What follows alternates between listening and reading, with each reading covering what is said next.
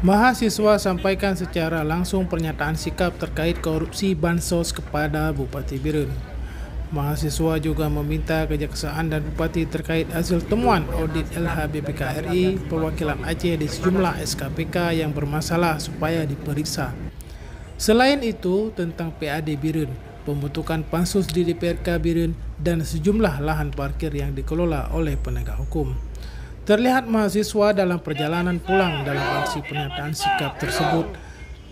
Bupati Birun menemui langsung para mahasiswa yang sedang berkumpul di pinggir jalan di depan kantor pusat pemerintahan Kabupaten Birun. Pada kesempatan tersebut, mahasiswa memperlihatkan butir-butir pernyataan sikap kepada Bupati dan ditanggapi langsung oleh Bupati tentang perihal atau pernyataan dari mahasiswa. Bupati Birun Muzakkar Agani mengatakan mengenal perihal tentang pencopotan kepala dinas sosial, dirinya akan mempelajari lagi tentang kebenarannya ada menyalahgunakan wewenang oleh pejabat terkait dalam mengelola bansos tersebut.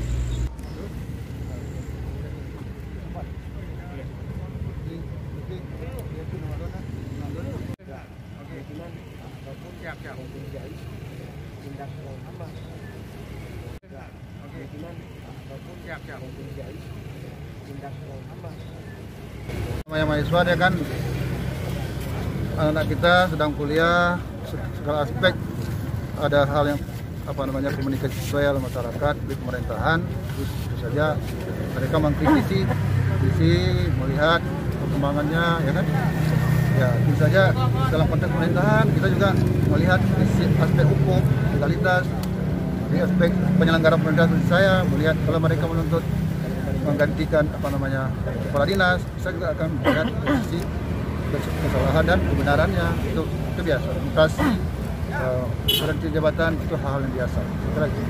Apakah akan dicopot Pak kepala dinasnya? Nanti kita lihat dari segi kesalahan yang dia lakukan, ya. Copot, nggak copot, mutasi, meniadakan jabatan, itu semuanya mengalami, ya.